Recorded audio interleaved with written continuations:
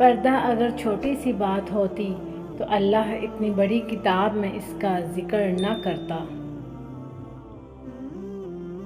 کسی کا سکون چھین لینے کا کفارہ محض عبادت کر کے ادا نہیں کیا جا سکتا۔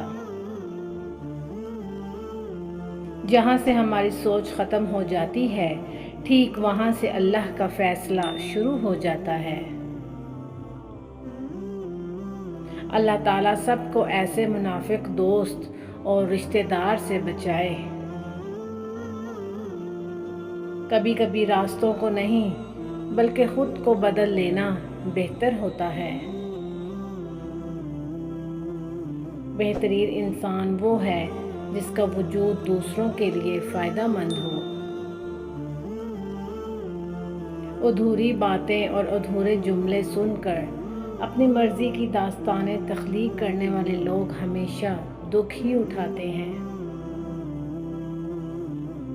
90% عورتیں اور مرد والدین سے دعا نہیں لے سکتے، مگر ہر پیر فقیر سے دعا کرواتے پھرتے ہیں۔ والدین سے بڑا پیر کوئی نہیں۔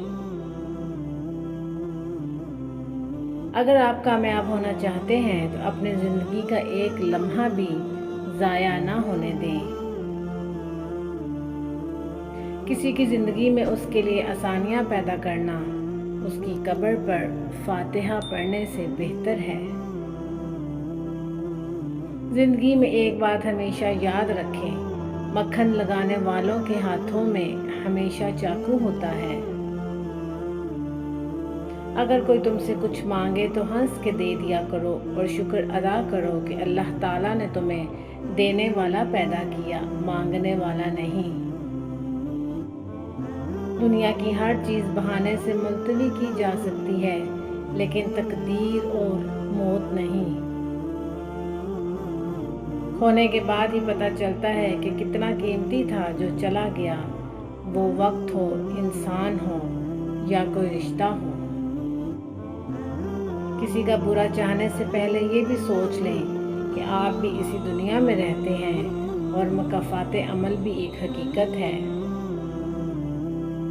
تھوڑی دیر کے لیے قبرستان جا اور خاموشی سے بیٹھ اور ان بولنے والوں کی خاموشی کو دیکھ۔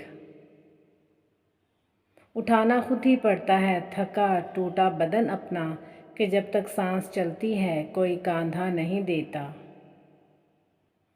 4 غلطیوں سے بچو۔ نمبر 1، شریف کو بے وقوف مت سمجھو۔ نمبر 2، مکار کو عقل مند سمجھو۔ نمبر 3، قاتل کو بہادر مت سمجھو۔ اور نمبر 4، مالدار کو بڑا آدمی مت سمجھو۔ انسان کا بہت بڑا دشمن اس کا غصہ ہے۔ اگر تم اڑ نہیں سکتے تو بھاگو، بھاگ نہیں سکتے تو چلو، چل نہیں سکتے تو رینگو، لیکن آگے بڑھنا نہ چھوڑو۔ ہتھوڑے کی آخری وار سے پتھر ٹوٹ جاتا ہے، لیکن اس کا یہ مطلب نہیں کہ پہلے وار بیکار تھے۔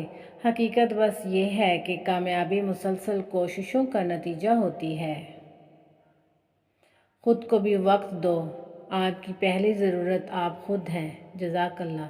ویورز، اگر میری ویڈیو پسند آئی ہو تو اس کو لائک اور شیئر ضرور کیجیے گا اور میرے چینل کو سبسکرائب ضرور کیجیے گا۔